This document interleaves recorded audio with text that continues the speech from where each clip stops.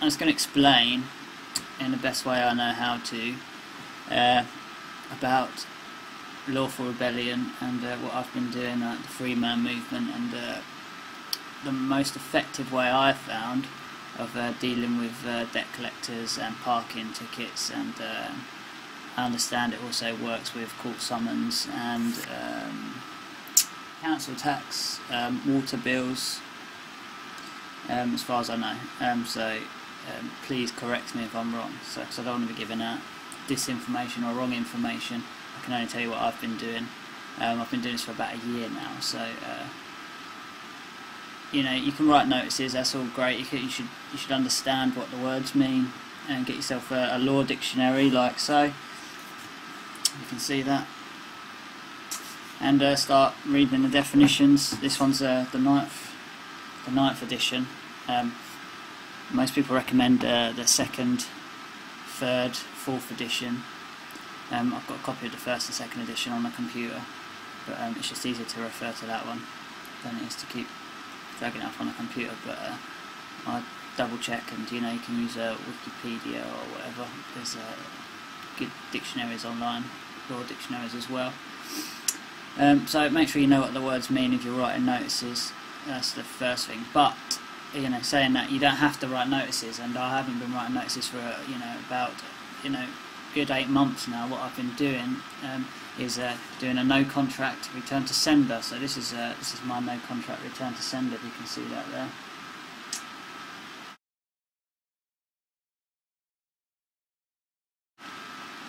So any letter I get from debt collectors, this is a debt collector one.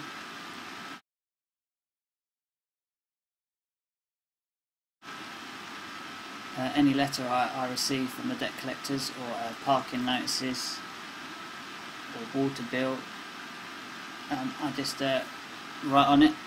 This one says no contract, return to sender.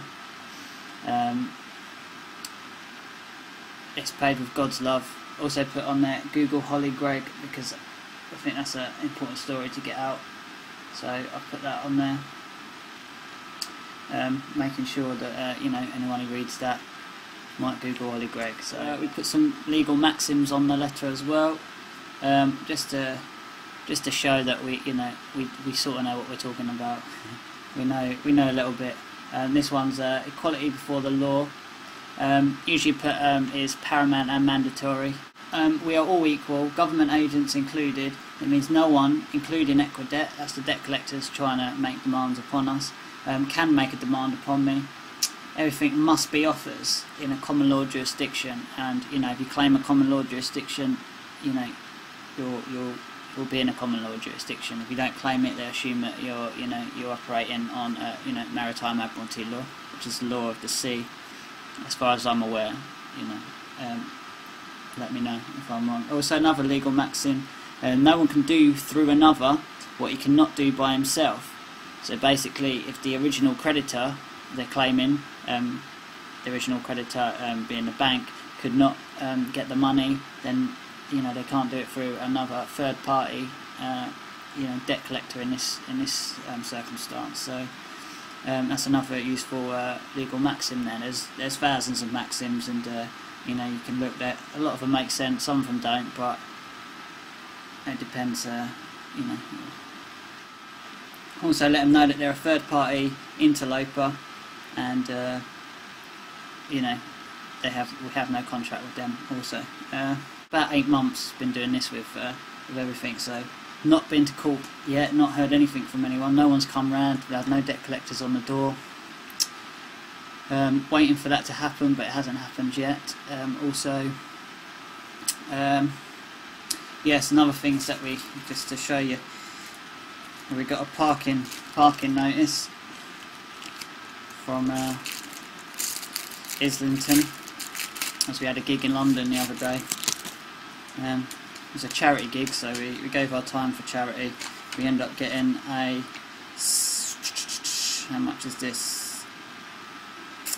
It's £120 fine, parking ticket. If you pay it before the date it is shown, you can pay £60 for, it says here,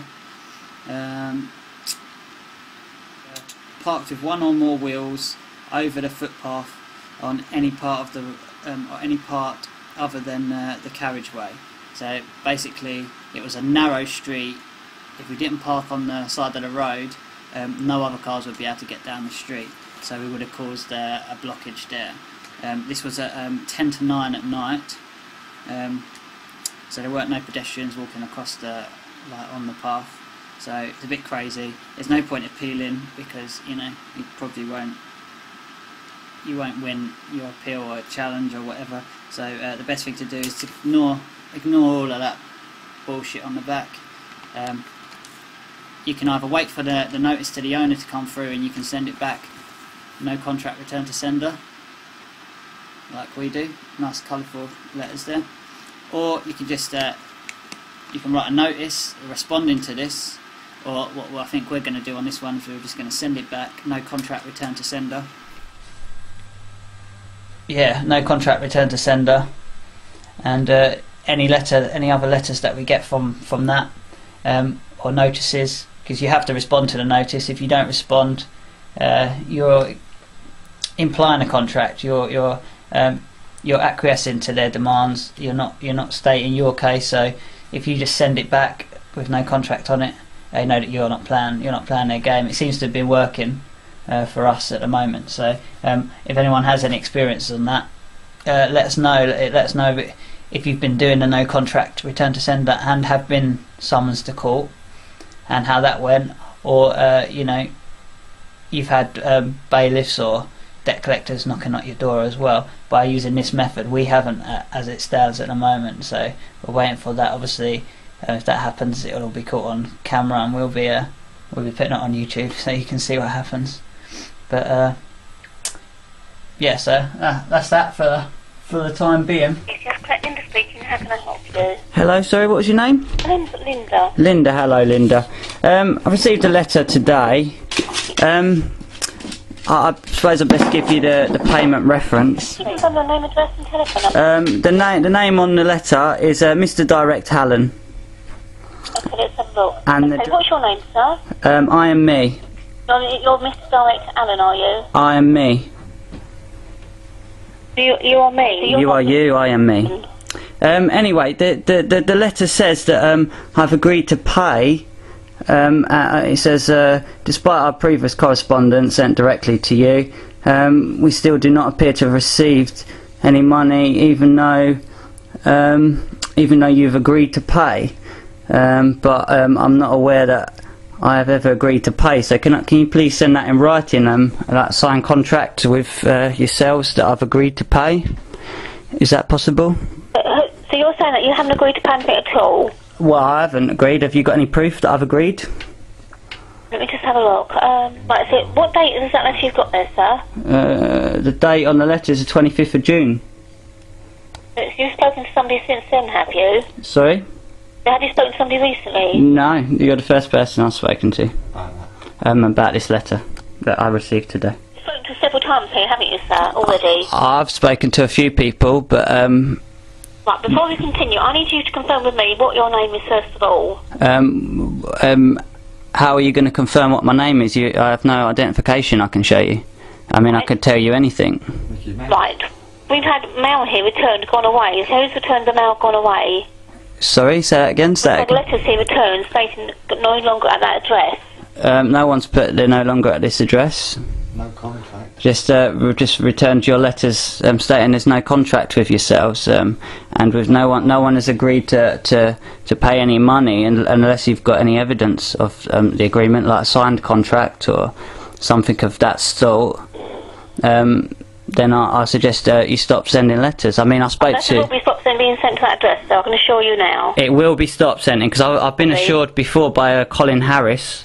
I mean, I've had it. I've got it recorded for evidence. So he assured me that we'd stop sending letters, but I've received 2 more after he's assured me that I wouldn't. Oh, well, it definitely has. We have got a mail return gone away. It's still been closed down.